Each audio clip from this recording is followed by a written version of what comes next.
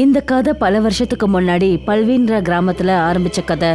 இங்க அத்வைதுன்னு பேர் கொண்ட 10 வயசு பிராமண பையன் தன்னுடைய தவறான செயலுக்கு பிரபலமானவன்.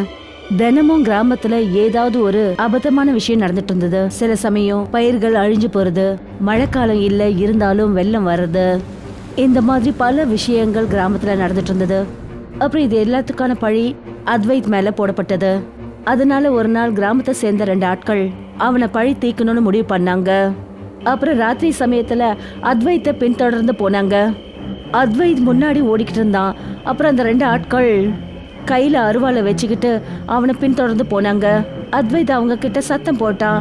அப்புறம் அவங்க கிட்ட என்ன கேட்டான்னா, ஏன் எதுக்காக என்ன துரத்திக்கிட்டு இருக்கீங்க? ஏன்னா உன்னால தான் இந்த கிராமத்துக்கு சாபம் வந்துடுச்சு.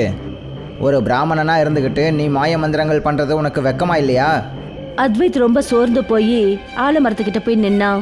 அப்புறம் அந்த 2 பேரும் அவனை சூழ்ந்துக்கிட்டாங்க. என் மனசுக்கு என்ன தோணுதோ நான் அதை தான் பண்ணிக்கிட்டு இருக்கேன். அப்படின்னா நாங்களும் எங்கள் மனசுக்கு பிடிச்சதை தான் பண்ணுறோம். அதுவும் இந்த கிராமத்தை சாபத்திலிருந்து காப்பாற்றுறதுக்கு. கிராமத்தை காப்பாற்றுறதுக்கு நாங்கள் கண்டிப்பாக ஒரு பலி கொடுத்தே ஆகணும். அந்த 2 ஆட்களும் அத்வைத் கிட்ட போனாங்க. அப்புறம் அவங்க அருவாளால அவனை வெட்டி போட்டாங்க. அத்வைத்தோட ரத்தம் ஆலமரத்து மேல பட்டுச்சு. அந்த 2 பேரும் அந்த அத்வைத்துங்கிற சின்ன குழந்தைய கொண்டதுக்கு அப்புறம் தான் ரொம்ப நிம்மதியானாங்க. அந்த 2 பேரும் அங்கேருந்து போக ஆரம்பிச்சாங்க. ஒரு வேகமான காற்று ஆலமரத்துல இருந்து வந்தது. 2 பேரும் திரும்பி பார்த்தாங்க. அப்ப அத்வைத்தோட டெட் பாடி ஆலமரத்துக்கிட்ட இருந்து காணாம போயிடுச்சு. அவனோட பணம் எங்கே போச்சு? அது இங்கே தானே இருந்திருக்கணும், எங்கே போச்சு? அந்த ஆலமரத்துல இருந்து கருப்பா ஒரு புகை வந்தது. அப்புறம் ஒரு பயங்கரமான ராட்சசன் அந்த மரத்துல இருந்து தோன்றினான். அவன் உருவத்தை பார்த்தாலே ரொம்ப பயங்கரமா இருந்தது. அத்வைத் இப்ப பிரம்ம ராட்சசனா மாறிட்டான்.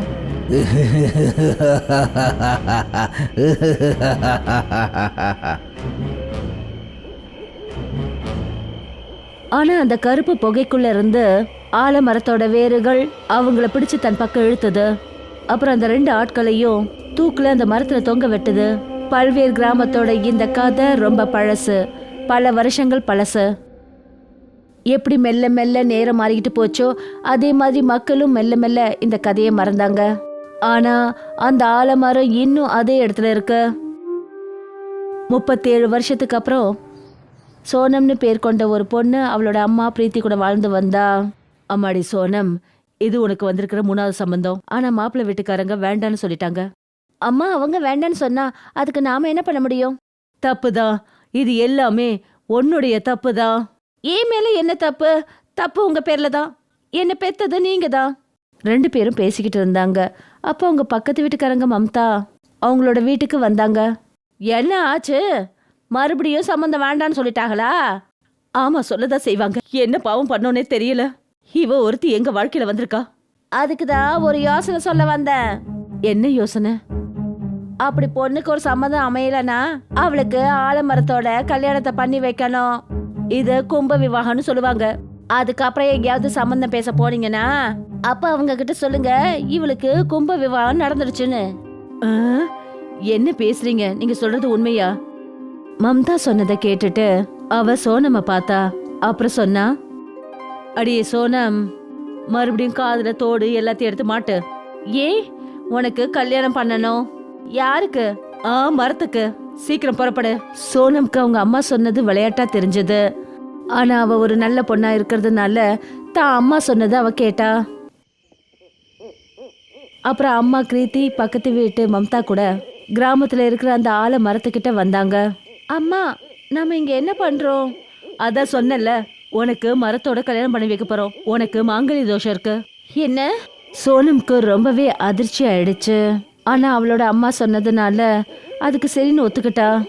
மம்தா ஒரு கயிறை மரத்தோட கட்டினா. அப்புறம் அந்த கயிறை சோனம்ம பிடிக்க சொன்னா. இத பிடிச்சுக்க, முதல்ல இந்த மரத்தை சுத்தி வா. சோனம் அந்த கயிறை பிடிச்ச உடனே அவளுக்கு ஒரு காட்சி தெரிஞ்சது. அது ஒரு ஆலமரம் தான். ஆனா அந்த மரத்துல இலைகள் கிடையாது.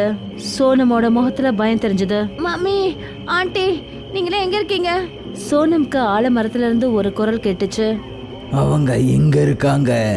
அவ பார்த்தபோது அவளோட அம்மா கீர்த்தி அப்புறம் பக்கத்து வீட்டு மம்தா மரத்துல தூக்குல தொங்கிக்கிட்டு இருந்தாங்க. இந்த காட்சியை பார்த்ததும் சோனமோட கண்கள் பயத்துல அப்படியே உறைஞ்சு போயிடுச்சு. சோனம் சத்தம் போட்டு கத்த ஆரம்பிச்சா.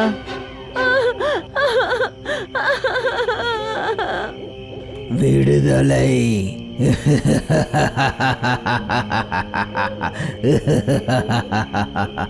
அம்மாடி அம்மாடி சோனம். சோனம்க்கு அப்பதான் நிதானம் வந்தது. அவளுடைய கண்கள்ல கண்ணீர் இருந்தது.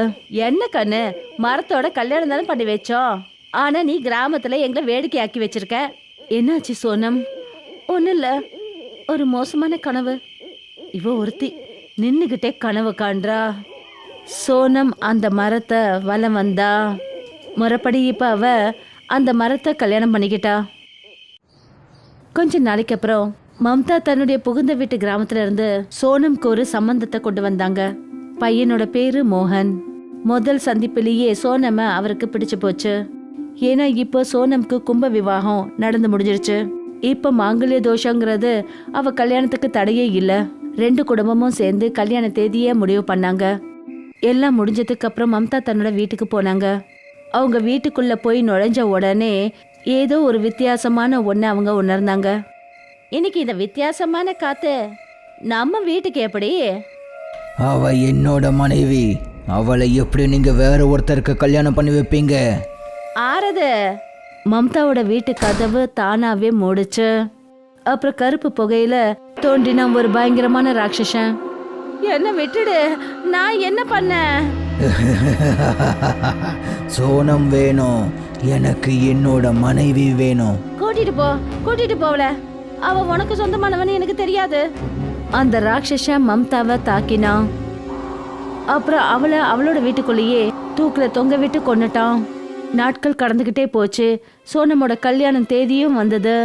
அவளுக்கு மோகனோட கல்யாணமும் நடந்தது. கிருத்திக்கு மம்தா இறந்து போனது ரொம்ப கவலையா இருந்தது.